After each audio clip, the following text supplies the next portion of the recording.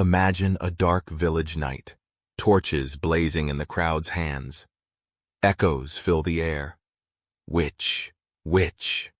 And in the middle, A helpless woman tied with ropes, forced to stand on a pile of wood. As the flames rise, her screams are drowned out by the people chanting prayers. This isn't a horror movie scene. This was real history. Between the 1400s and 1700s, across Europe and even America, thousands of women were hunted, tortured, and executed, simply because people believed they had made a pact with the devil. But the truth was far more complicated. Witch hunts were not just about sorcery. They were about fear, religion, politics, and the darkest side of human society. In the 1400s, Europe was going through a devastating time. The Black Death plague had already wiped out almost half the population. Villages were destroyed, crops failed, families starved, and everyday life was surrounded by misery and uncertainty. People had no science or medicine to explain these disasters.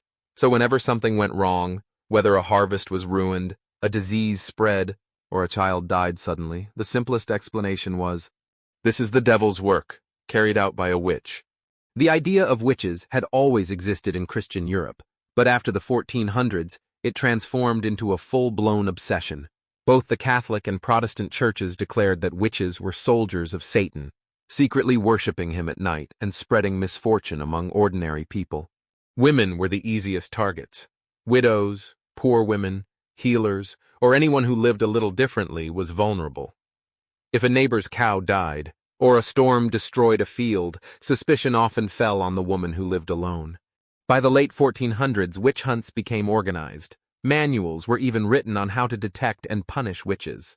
The most famous of these was Malleus Maleficarum, The Hammer of Witches, published in 1487. It became a bestseller across Europe, and a death sentence for thousands of women. When someone was accused of witchcraft, they were immediately arrested. But there was one big problem. How do you prove witchcraft? Something invisible and supernatural?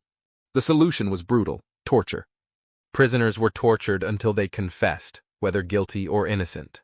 Some of the cruelest torture methods included thumbscrews, crushing the fingers until bones broke; the rack, stretching the victim's body until joints dislocated; sleep deprivation, forcing them to stay awake for days until they confessed. There were also bizarre tests designed to prove guilt. The most infamous was the swimming test. Accused witches were tied up and thrown into water. If they floated, it meant they were guilty because water supposedly rejected them. If they sank, they were innocent, but often drowned anyway. Authorities also searched for witch marks, birthmarks, scars, or moles that were believed to be spots where the devil drank blood. One of the most famous witch hunts was the Salem witch trials of 1692 in colonial America. When a group of young girls claimed they were possessed, mass hysteria spread through the village. Over 200 people were accused, and 20 were executed. Witch hunts were not just random superstition. They were also fueled by deeper social and political forces. First, the fear factor. Whenever something bad happened, crop failures, diseases, unexpected deaths, people needed someone to blame. Instead of looking for natural causes, they pointed fingers at witches. Second, religion. Both the Catholic and Protestant churches pushed the belief that witches were agents of the devil. By spreading fear of witches, the churches strengthened their control. People turned to the church for protection, believing only faith could save them. Third, politics.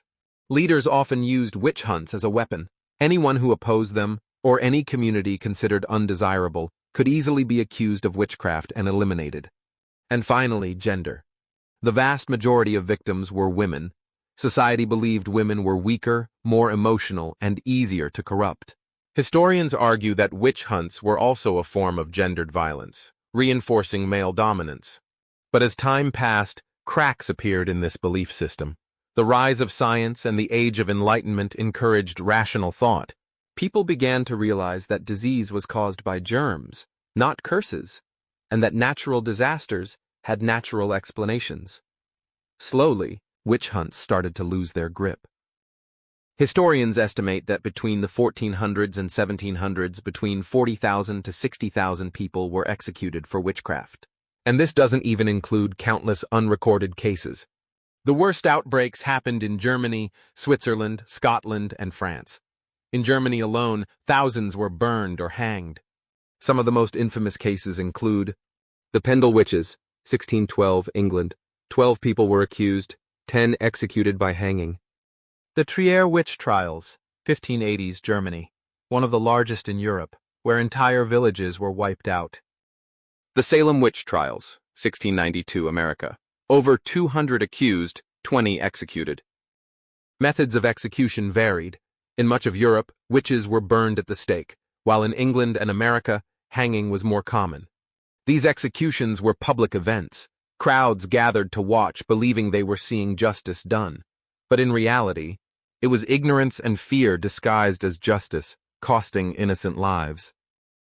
By the 1700s, the Age of Enlightenment had transformed Europe and America. Science, philosophy, and rational thinking challenged old superstitions. Diseases were explained by medicine. Natural disasters were studied scientifically. Gradually, the belief in witchcraft collapsed.